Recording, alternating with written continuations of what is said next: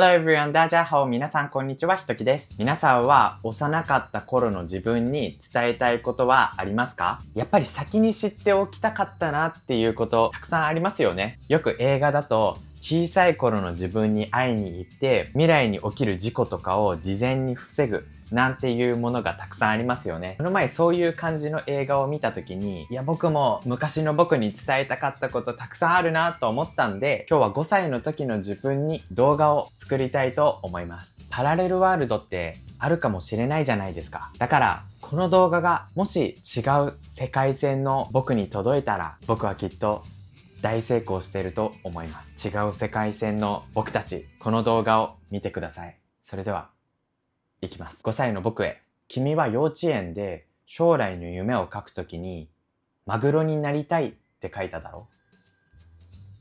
無理だ。代わりに医者になってる。全然勉強できないのにどうしてって思っただろ？それには理由がある。中学生の時にモテモテになりたいと思って急に勉強始めたよな。確かに中3から勉強できるようにはなってきたけど、モテモテにはなれない。しかも中学生の時サッカー部に入ってゴールキーパーをしたよな。その選択は間違いじゃない。サッカー部は強制的に朝6時から10キロ走るマラソンに参加させられたよな。全員強制だって言ってたけど嘘だ。全部で40人くらいメンバーはいたはずだけど、お前とあと騙されたお前の友達2人しか来ない。最初に参加しちゃったから、お前は3年間毎朝10キロ走らないといけない。その後からサッカー部の部活が始まる。泣くぞ。勉強も頑張んないといけないし、部活も頑張んないといけない。大変な未来が待ってるけど、歯を食いしばって頑張れ。あんだけ頑張って勉強したのに、お前が入る高校は男子高校だ。女子が一人もいない。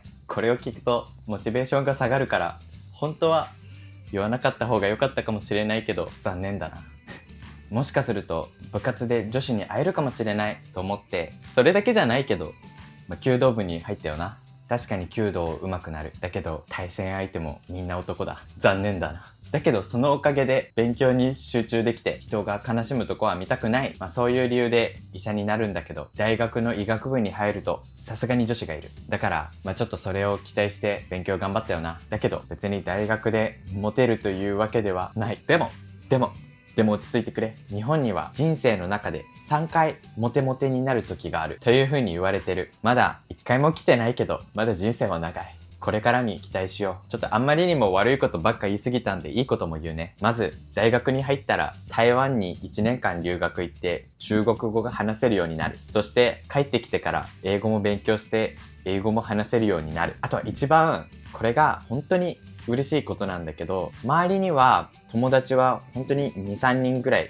しかいない。だけど YouTube には僕の動画を見てくれている人がたくさんいる。だからその人たちが本当に日本とか日本語がより好きで勉強したり、そういうことができるように僕はいろいろ頑張ってる。前にオンラインスクール作った時はちょっと失敗したけど、今回はもっとシンプルに日本語を勉強できるカードゲーム GoGo ジェスチャーというのを作ってる。それもどうなるかはわからないけど、自分の中ではテストプレイをした時みんなすごく喜んでたから、そんなに買う人はいないかもしれないけど、それを持った人にはものすごく喜んでもらえるようなものを今作ってる。だけど YouTube をしている上で大変なこともある。まず妹の女子高生のスカートを履く。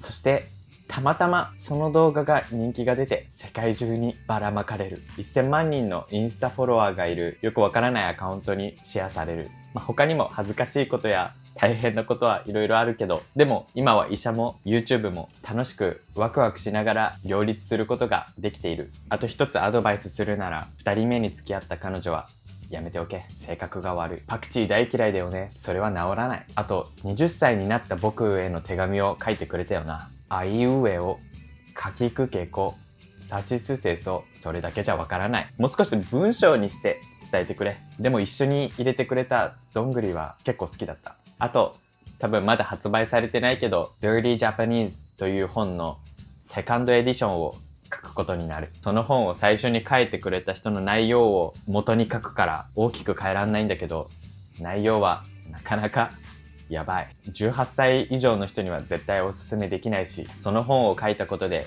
多分女性ファンの半分を失うことになる。でも痛みなくして成長はできない。初めての本なのに誰にも自慢できない。でも確かに日本語の教科書にそういうことは書けないから、本当にリアルな日本語を知るならば、その本以外方法がない気がする。だから僕も真剣に調べたり、僕の友達に聞いたり、僕の知識で書いた。だから日本語の教科書とその本があれば、日本語を本当の意味で全部勉強することができる。だから悪い言葉とかちょっと言えない言葉とかたくさんあるけど、だけどそれは日本語学習者のために必要だった。だからしょうがない。許してくれ。